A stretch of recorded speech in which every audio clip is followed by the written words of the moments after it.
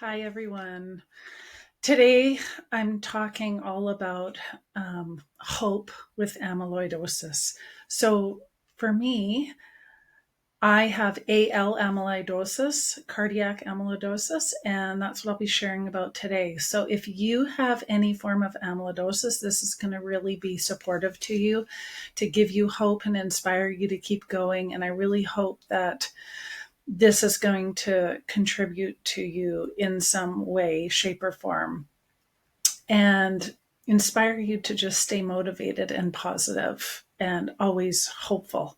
So, what I want to share today is a little bit of my journey, some different aspects of what I have, how I've been living, and what's most special is that it's coming upon my 2-year heart transplant anniversary. And so I've been celebrating, and I thought, what better way than to make a video on maintaining hope with this. So, for those of you who don't know, cardiac amyloidosis is sometimes known as stiff heart syndrome. So, what happens is these amyloid proteins deposit in the walls of your heart and making it thick and heavy and rock hard. And that's what happened to me. They also can deposit in the digestive system, in the kidneys, and the liver, all over the body. But most of mine was, at the time of diagnosis, 99% was in the heart. Some was in the nervous system. My digestive system had a lot, and my kidneys, and a bit in my liver. But where I am today, 3 years after having that diagnosis, my kidneys are almost back to normal. Not quite. They probably will never be back to normal, but they're holding out and they're stable, considering that I was almost at the point of dialysis.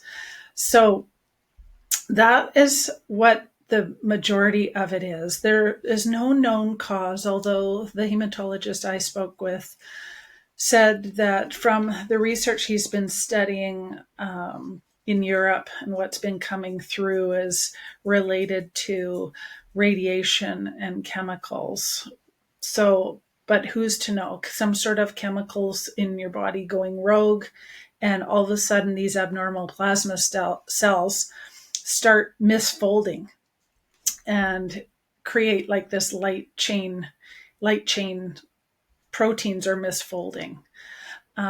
There's other kinds of amyloid out there, like ATTR and hereditary and different things, and wild type, but that's not what I have. I have the AL version. And what is so toxic about it is that the buildup of this amyloid can cause your organs to start hardening and your blood can't pump. And that's what was happening to me. And so it put me into end stages of heart failure. So I don't want to get totally into all and what it is, because if you're here watching, you probably know a lot about it already. And if you don't know a lot about it and you're just watching and following my journey, you know that I have things like massive shortness of breath and major swelling in my abdomen and my ankles and my legs and my hands and my face, and every single place you can think of, there was swelling, to the point where my body felt like I was wrapped in like a mummy in saran wrap. And it was so painful. And of course I couldn't breathe and walk hardly, even to make it a few steps. So finally, after all of the chaos that went on in getting diagnosed, which was its own thing, I was in the hospital for 3 months at that time, in Vancouver General Hospital in Vancouver, British Columbia, Canada. And during that time of being hospitalized, I had a bone marrow biopsy, and it was sent away because they didn't have the technology at the time. They sent it away to the Mayo Clinic in the US, and then it came back with amyloidosis. So in the meantime, though, there's been so much advances, and I'm just so grateful and lucky to even be here right now, because the drug that I was on that saved me, which is daratumumab, which was a combination of a whole bunch of things, at first because they hit it really hard, and they gave me some really potent chemo a couple times a week to just hit it super, super hard. And the chemotherapy that I'm on now is monthly. So I've moved from 3 times a week to once a week to once every 2 weeks to once a month, and not just in that, in months and months of each one at a time, and now to monthly. So now my blood work is pretty amazing. My BNP numbers are usually around 300 to 400, considering I was at 12,000 when I got diagnosed. So that's like a significant improvement. And I just feel like I don't feel, of course, like my absolute normal self that I used to, but considering how close I feel to that is pretty amazing. I just get really, really tired. I have like a burst of energy in the morning, and then in the afternoon, by the afternoon, I feel a lot better. I mean, a lot more tired. And so then I kind of taper down, and that's how it goes in the afternoon. And like I said, I'm on chemotherapy now on a monthly basis, and it's ongoing. At this time, they say they don't know when I'll be off of it because it's working, so we'll not change something that's working. In the beginning, they hit everything hard with steroids and bortezomib shots that I was getting, cyclophosphamide, and tons of that, and the daratumumab, and all of these other things. I did not have a stem cell transplant. That was told that that would be my last option because of the new drugs that were out and how hard and dangerous that process can be. So I'm pretty excited, and I want to be able to give you hope. I want to be able to say that there's possibility out there. Who would have thought I'd even be sitting here after 2 years after a heart transplant? It's just amazing because when you go in to get a heart transplant, there's no plan B. There's nothing. When they take your heart out, it's gone.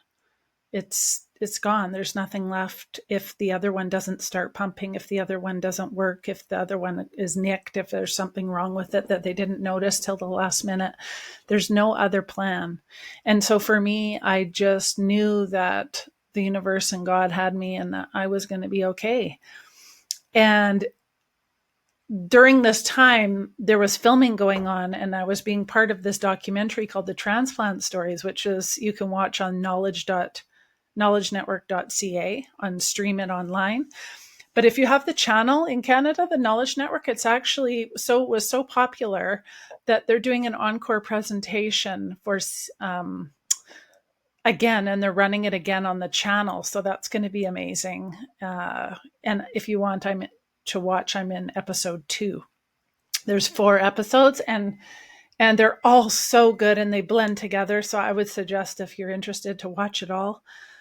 I'm the only one with amyloidosis in there, but they're all transplant patients of different things. And yeah, it was really powerful. And then because I did so good and was reacting so well to the drugs and the chemo and the transplant, they had asked me to come down for a presentation, that the premiere of Transplant Stories. And so I spoke on stage, and that was really fun with the producer. And that was really significant part of the journey. It was created a space for a lot of healing to happen, and a lot of,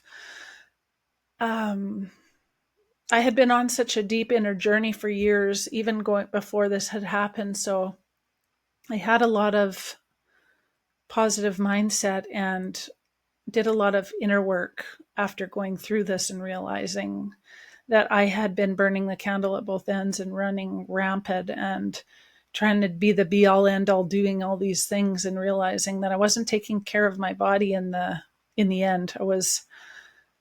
I was running myself down, and a lot of it was physical. A lot of it was emotional stress. I was going through a crazy time at work with being bullied and harassed, which later on she was found guilty of that and fired. But in the meantime, there was just stress seems to bring the disease on so much faster and more severe, because when I look back at the time that I must have had it and all the different times that I started breathing was off and things were happening and symptoms were happening, but I couldn't put the pieces together.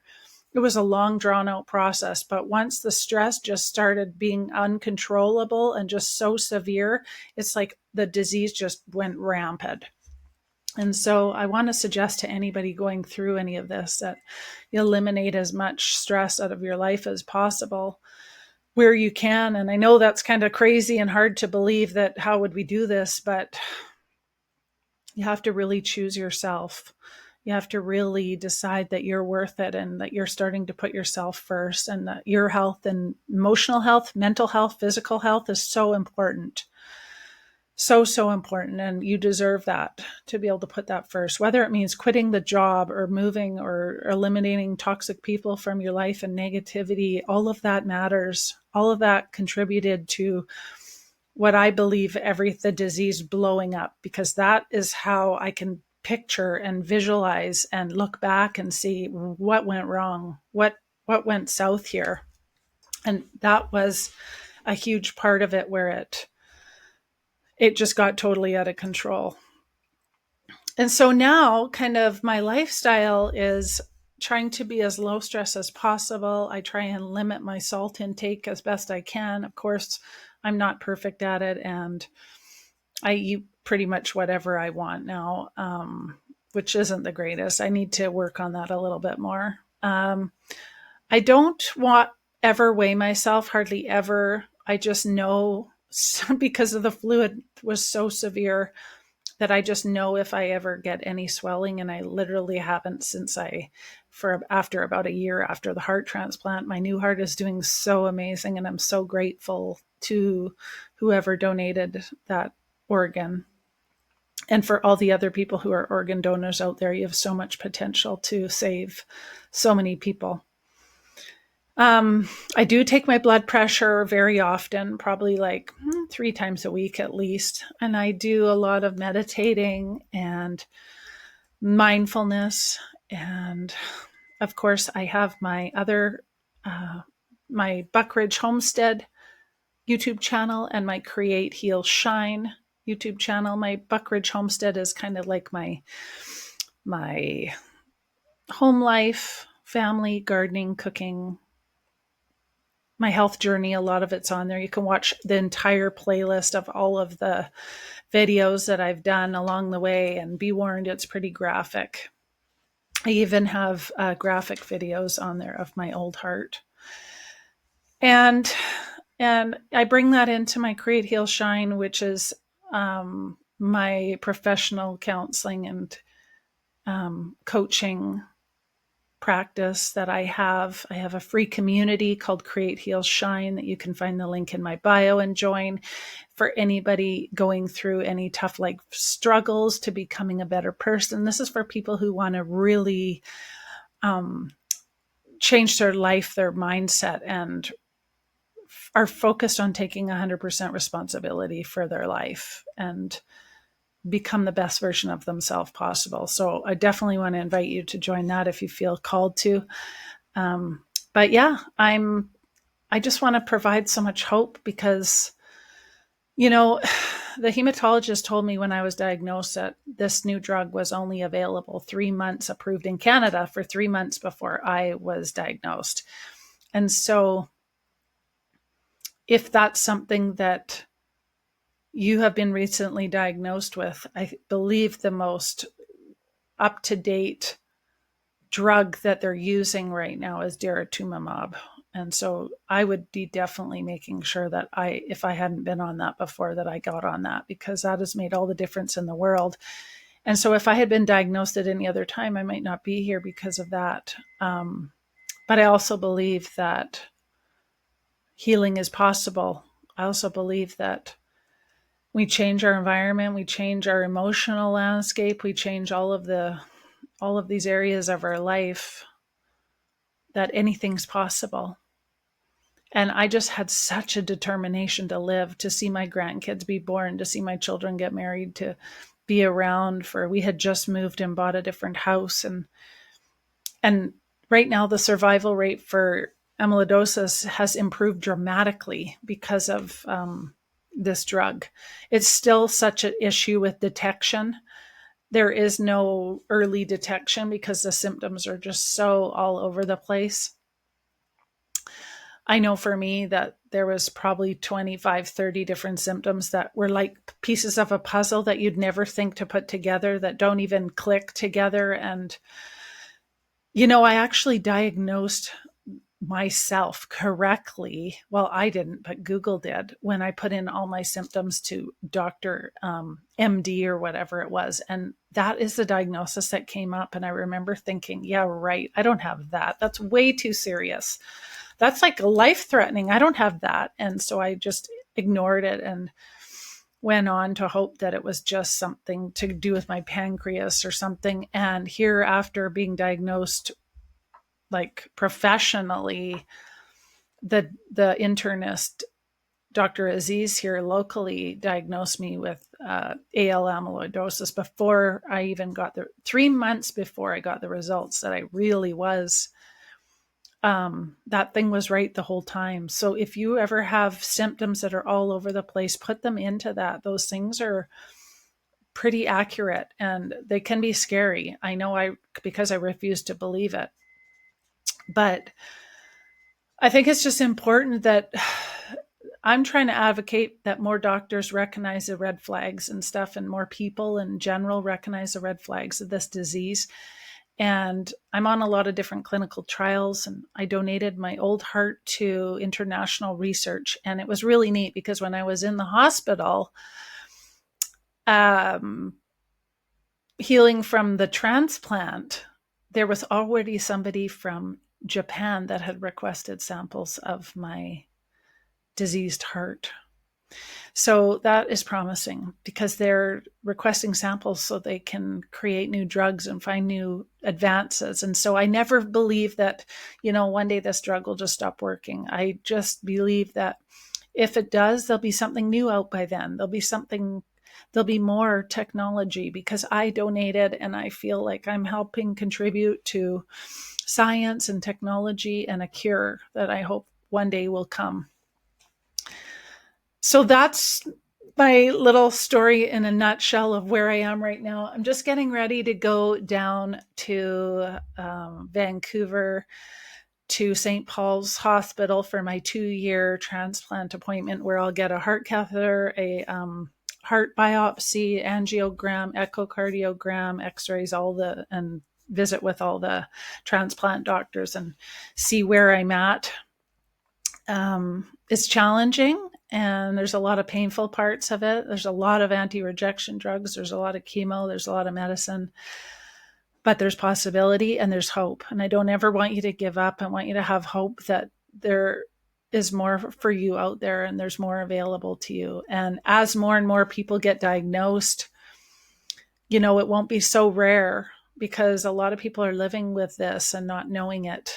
And I just want to say that anything is possible and that if you believe deep enough that you will get through. I know you will get through because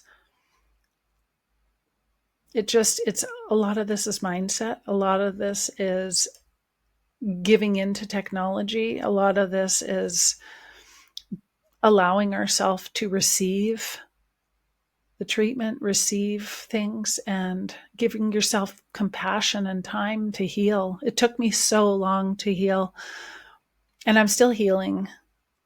But through the thick of it, the real deep healing wasn't just physical, it was emotional. Anyway, feel free to reach out to me and comment. And if you have any questions, leave me a question. And if you'd like to join my free community called CreateHealShine, there'll be a link in my description box as well as in my bio of my channel. And I hope to talk to you soon and connect with you. And don't give up. Bye, everybody.